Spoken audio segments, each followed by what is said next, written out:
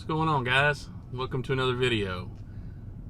This is a video that I wasn't sure I'll ever make, and I'm not sure if I'll even post this. So if you're watching this, something went right. If you've never watched one of my videos all the way through, this might be one of the ones that you do that, because I got a lot to say. Talk to you in a minute.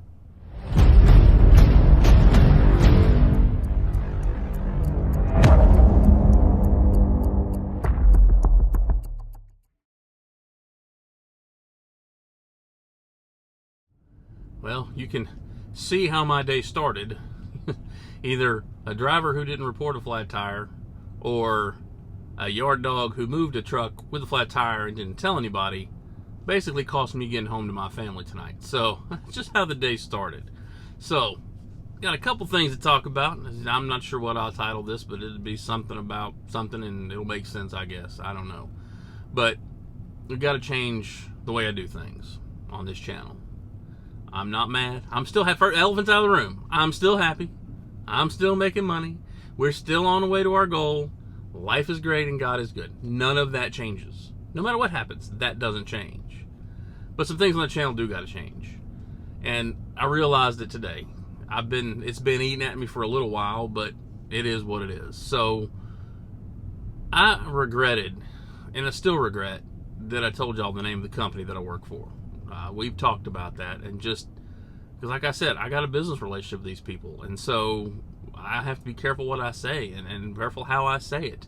And my channel has always been about being honest with you guys. I mean, it sounds dumb, I know, but I don't take these videos lightly. I don't do these just for the hell of it. I mean, I can tell you for a fact that there was a guy, he was a subscriber, he watched my videos, he left his family, he went to TMC for orientation, he sat in a hotel one night, got up next morning, went and did his DOT physical, went back to TMC all excited about his future in trucking, and he couldn't jump up on a trailer.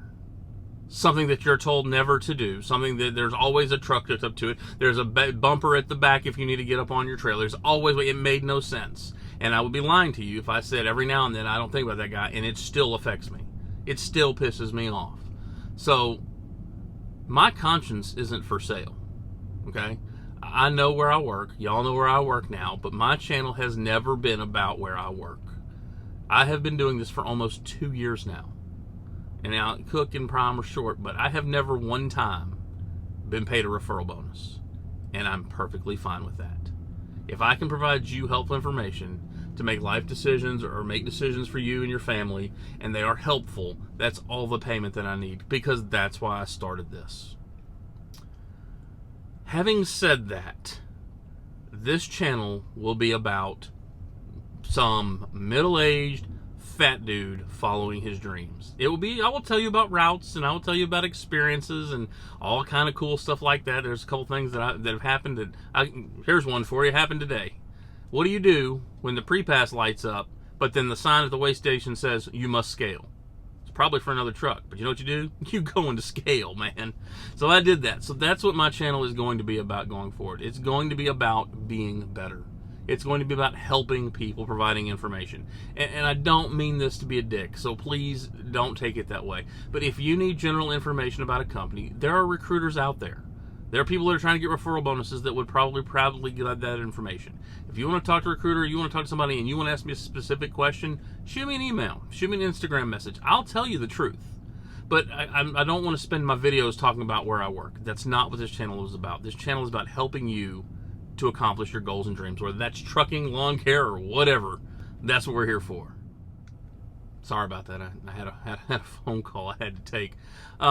Here's the thing about YouTube. You have to be careful where you get your information, and why I hate talking about my company, and why I don't want to talk about the company. And I'll give you the perfect example. I watched a video put out by a guy, and he basically said, hey, if you work for this company or this company, you need to come where I work. We got this. We're about the miles. We got the pay. We got everything. This is the place to be. And then I watched another video, and that same guy, and the video I'm watching, the guy talking about the new company he went to, and that same guy posts a comment and says, hey, man, where you working? I'm looking for a new company. But 2 days prior, he was talking about why you should come to work for his company. And I don't want my channel to ever be confused as a referral bonus or as a recruiting channel. It's a people channel. So that's why I made the channel. That's what I want to get back to. I remember the TMC days, I talked about it, but I was talking about loads and learning as a truck driver. I want to help lease operators out there. I want y'all to get an idea of what to expect, because I get a lot of questions about what I think about lease, and I don't think common thoughts. And we're going to get into that right now. I know, this is me in the future, looking at my videos, I'm trying to edit it. Just a quick shout out to Pino P. Talking about leases, and this video is about leases. He just completed his lease. He is now a full-fledged truck owner. Congratulations, brother. Walk away leases. I had a very bad situation happen to me today when I got my settlement. And that's what prompted this video. Here's where leases are. Let's be honest. What is a lease? Why does a company go buy a $150,000 truck and then lease it to you? And by the way, this was sparked because when I was looking at lease purchases at where I'm at now, all these videos from people talking about LP came up. And so, what's the purpose of a lease purchase? Why would a company go out and buy a $150,000 truck and then lease it to somebody so they can own a truck in 3 or 4 years or 5 years and then go be competition? Why would they do that?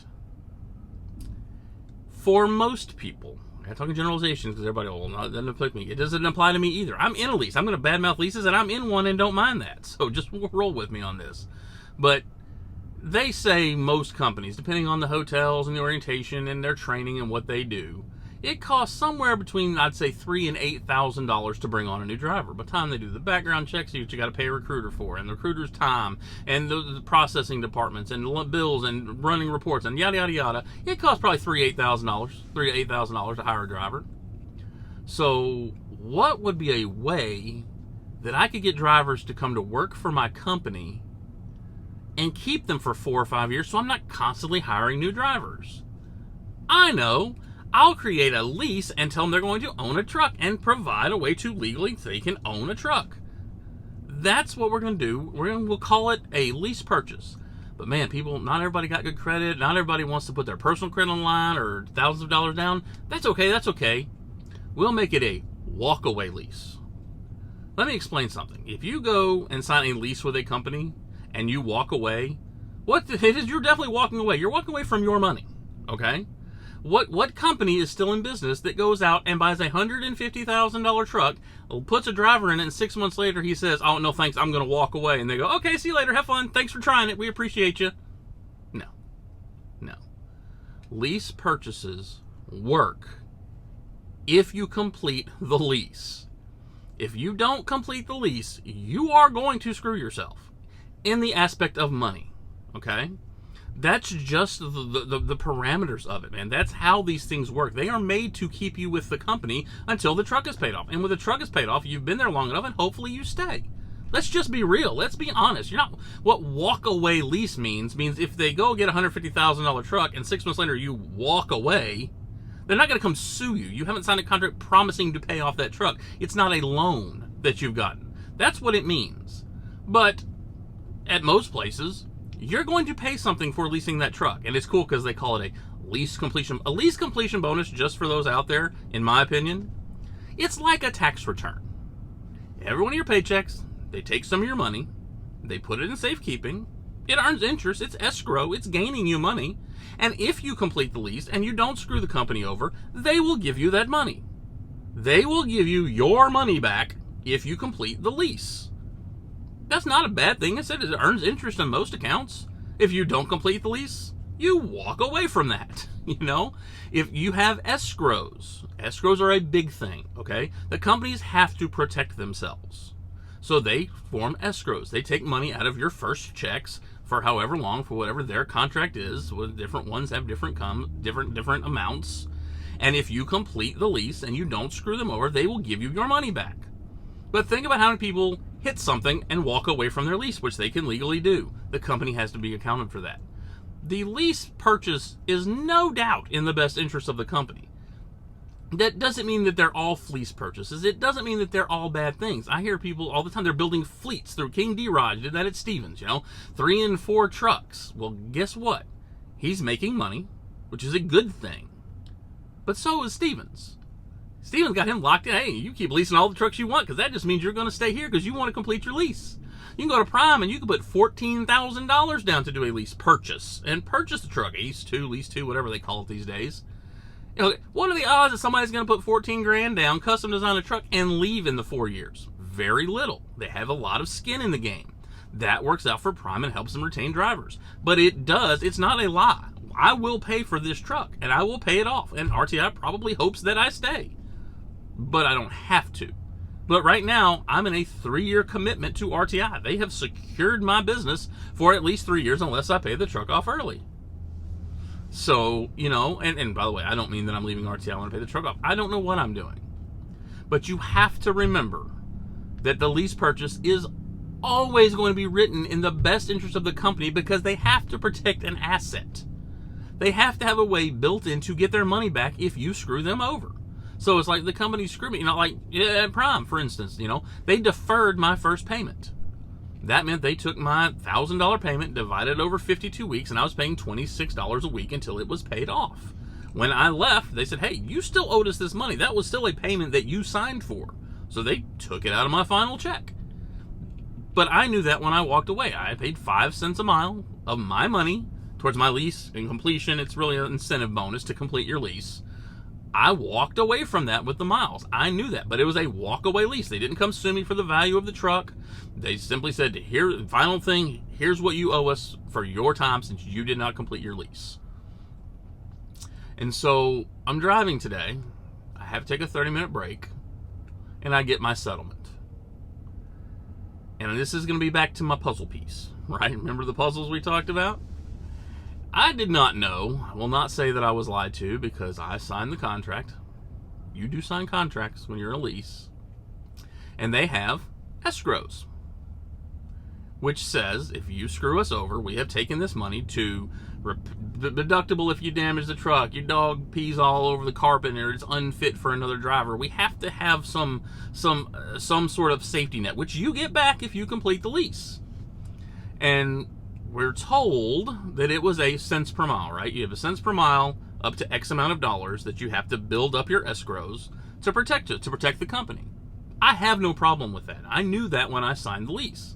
You need to be aware of that if you sign a lease. There are going to be all kind of provisions in that lease to protect the company. They are giving you a truck. They have to protect themselves because the number of numbskulls out here that just want to lease because they know it's more money, they have no desire. They have to protect themselves, protect their assets. I don't fault the companies for that. I've never faulted a company for escrows. But I was told one thing. I get my settlement, and turns out it's something different. Now, 100-piece puzzle, I got screwed. Yep, you signed the lease purchase, they're screwing you over. 1,000-piece puzzle view. My truck is older.